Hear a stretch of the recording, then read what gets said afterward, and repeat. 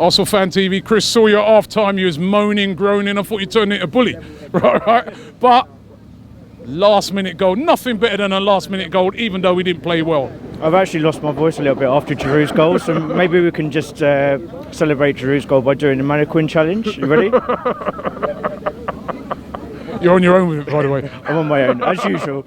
I wasn't moaning, I was just making observations, and I could see the way it to was be going, honest, those were good. Those were good observations, because you said to me you felt the game was boring. You didn't feel that we were, attacking enough. You felt all right defensively, we were doing okay, but we weren't taking it to them, and we weren't. And then the minute we did, goal. Yeah, we got out of jail. I mean, I'm absolutely delighted with the point. It actually feels like a win in certain. I mean, it was the perfect storm today in that we're playing Man United away. It's November, just after the international break, and one of Mourinho's teams as well. All of that put together, I very much managed my expectations there. Over the last 20 years we've come here, apart from the odd game, it's been truly horrendous as an Arsenal fan.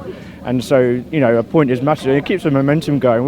We're, 22 unbeaten now in all competitions, and our defence, it wasn't perfect today, but it was reasonably solid compared to previous visits. And we've only conceded 4 goals away from home in the league this year, and that's much improved on previous seasons. But I have to say about the goal, Arsene Wenger changed the game. I'm not going to say, look, it was obvious substitutions to make. He doesn't win Manager of the Year for doing that, but still, it was done. Should he have done it earlier, though? That's what some fans are saying. They're going, right, credit where credit's due, great substitution, but should he have done it earlier? Yeah, I go along with that, but hey, we got the draw, so I mean, let's pay respect to the players. So Oxlade-Chamberlain did brilliantly he gave us a bit of life. He beat Rashford really well, and that cross, I could actually tell as soon as he crossed it, it was a goal, just from the flight of the ball. And when you see that big hump of love, Giroud in the box, and by the way, that was not an easy header. He had to do a lot. He climbed above 3 defenders in order to score that.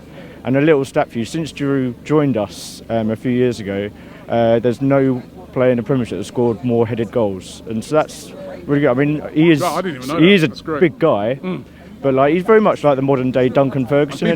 People say he don't put himself about, but that's a great stat. Yeah, but even I wasn't tearing my hair out during the game anyway. So I wasn't happy, Rob. I could understand if we had lost today, because it would have been a setback in a big game, but it wouldn't have been terminal. We couldn't win the league today if we won. We couldn't lose the league today if we lost. But as far as Man United are concerned, even if we lost today, we're still definitely going to finish above them. In my eyes, they're an awful. Considering they spent £500 million over the last few years, they're not even title contenders. They're battling it out with Southampton and Everton for top 6, and it's like they're just a shit Man City, I'm afraid. I know Man United fans don't like that, and as far as their manager is concerned, I have to make an apology first of all to David Moyes, because a few weeks ago I was criticising him, but actually he has more points as Man United manager at this stage than Mourinho has. So David Moyes was not the worst Man United manager in recent times, and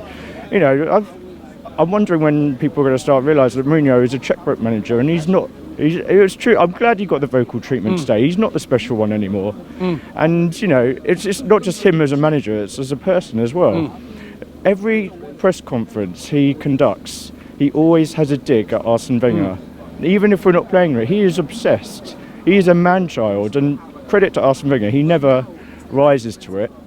And, Mourinho is just a modern-day thug as well. He said he wants to break his face.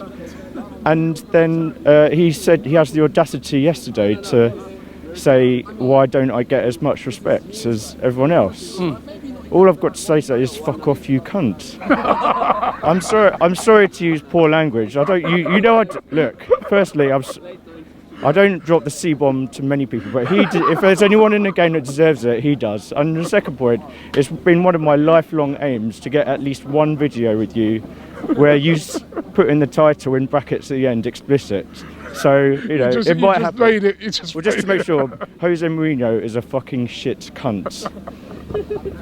We've got a brand new website. Make sure you get on there right now. You've got all of our videos, you've got news stories on there, lots and lots of features. Also, if you want to write for Arsenal Fan TV, you've got the chance to do that by submitting your blog. So make sure you get onto our brand new website, ArsenalFanTV.com. Get on it now.